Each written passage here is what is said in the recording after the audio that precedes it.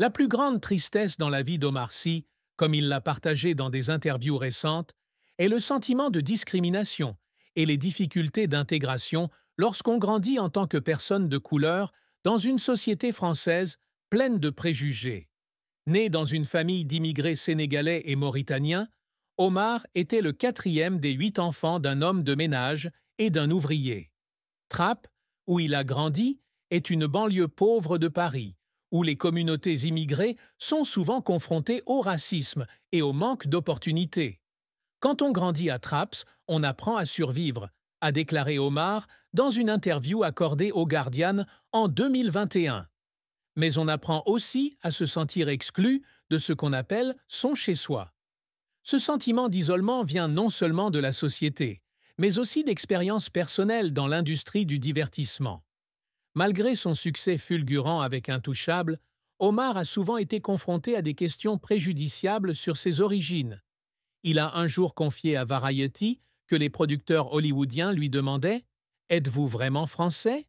D'où venez-vous » Ces questions, intentionnelles ou non, ont profondément blessé Omar, comme si son succès ne suffisait pas à prouver qu'il appartenait à l'industrie. Une autre tristesse dont Omar parle rarement en public, mais qui le hante, est la perte d'être cher et la culpabilité de ne pas pouvoir être davantage avec sa famille lors des moments importants. Père de 5 enfants et époux dévoué d'Hélène Sy, Omar est souvent loin de sa famille en raison de son emploi du temps chargé entre la France et Hollywood. « Il y a des jours où j'ai l'impression de trop abandonner », a-t-il déclaré lors d'une interview avec Gala en 2023. « Je veux être avec mes enfants, mais le travail m'en empêche. C'est une douleur indescriptible. » Le décès de certains membres de sa famille, bien qu'il n'ait pas révélé de détails, aurait laissé en lui un vide difficile à combler.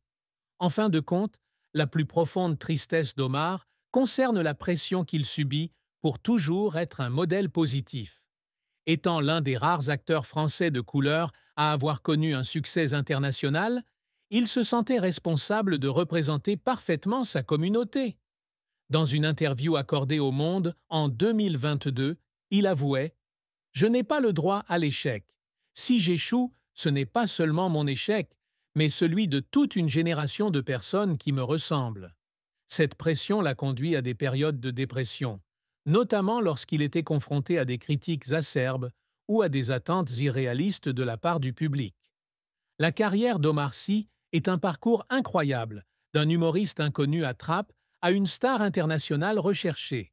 Cependant, ce voyage n'est pas seulement plein de gloire, mais aussi plein de défis, d'échecs et de moments qui le font pleurer. Omar a commencé sa carrière dans la comédie, en travaillant à Radio Nova, où il a rencontré son ami proche Fred Testo.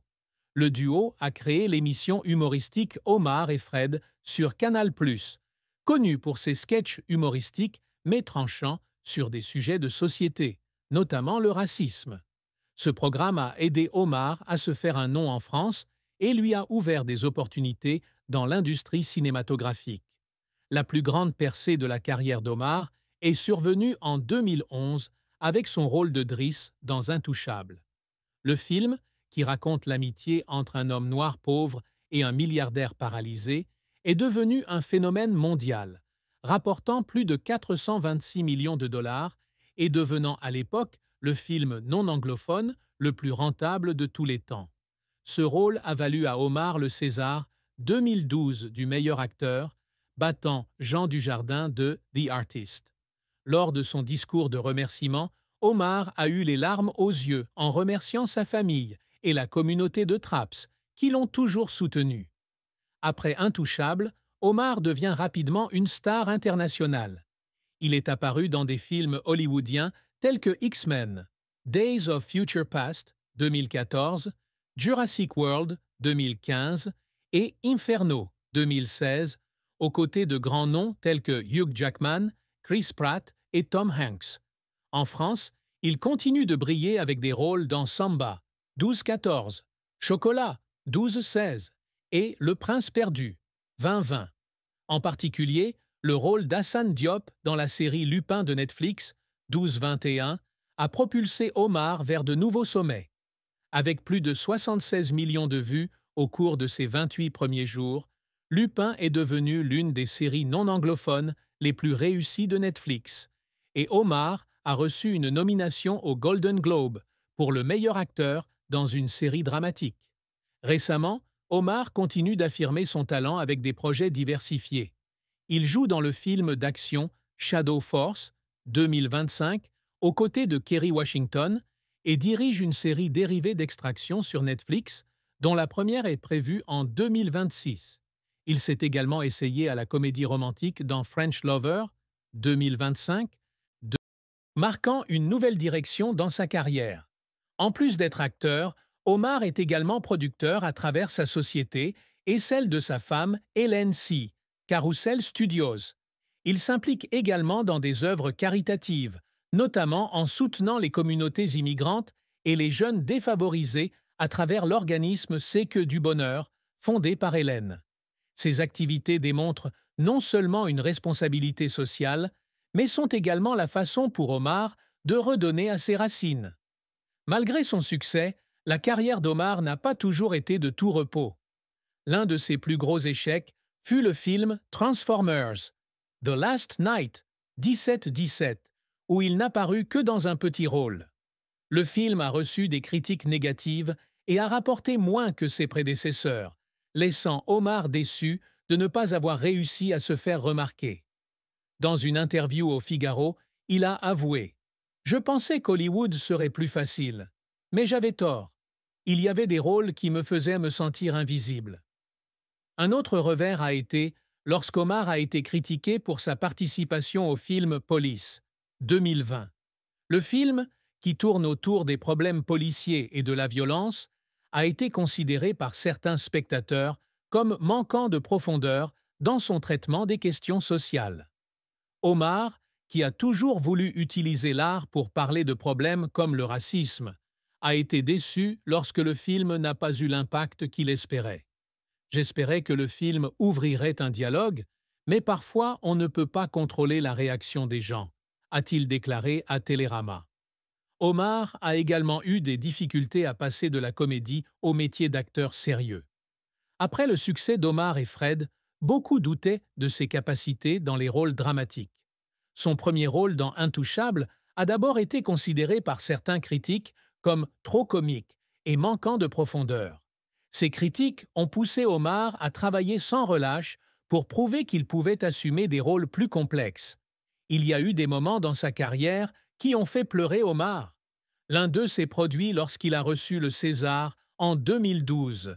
Debout sur scène, il a pleuré en évoquant sa mère, qui a fait beaucoup de sacrifices pour élever 8 frères qui ont grandi dans la pauvreté.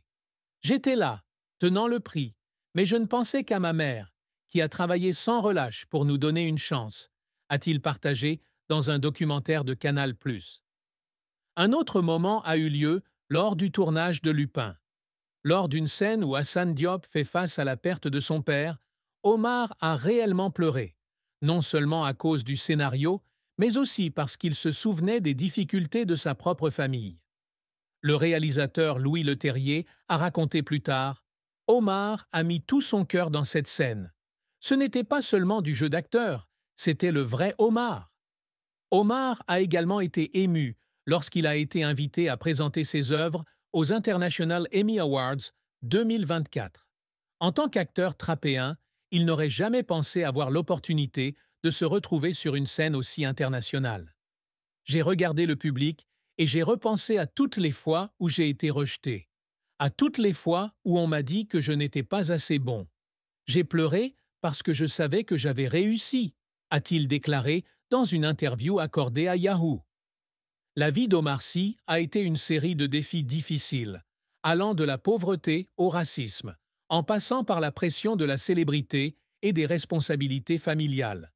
Ces défis l'ont non seulement façonné, mais l'ont également motivé à continuer d'avancer. Ayant grandi à Trappes, Omar a été confronté à la pauvreté dès son plus jeune âge. Sa famille vivait dans un appartement exigu et ses parents devaient travailler sans relâche pour subvenir aux besoins de 8 enfants. Dans une interview accordée au New York Times, Omar a déclaré qu'il y avait des jours où sa famille ne pouvait manger que du pain et du lait. Mais sa mère essayait toujours de faire en sorte que les enfants se sentent aimés. La pauvreté n'est pas seulement un défi physique, mais aussi une pression psychologique, car Omar a souvent le sentiment qu'il n'a aucune chance de s'élever. Le racisme est un autre défi auquel Omar est confronté. En tant que personne de couleur dans une société française avec une histoire complexe d'immigration, il a souvent été traité injustement. Dans une interview au Monde, il raconte qu'enfant, il était arrêté par la police simplement à cause de la couleur de sa peau. Ces expériences l'ont rendu plus sensible aux questions sociales et l'ont motivé à rejoindre des mouvements comme Black Lives Matter, après la mort de George Floyd, en 2020. Après Intouchable, Omar est devenu une icône nationale en France, mais la célébrité a également apporté de nouveaux défis. Il a dû faire face à d'énormes attentes de la part du public, notamment de la communauté immigrée, qui le considérait comme un modèle de réussite. Les gens veulent que je sois veulent que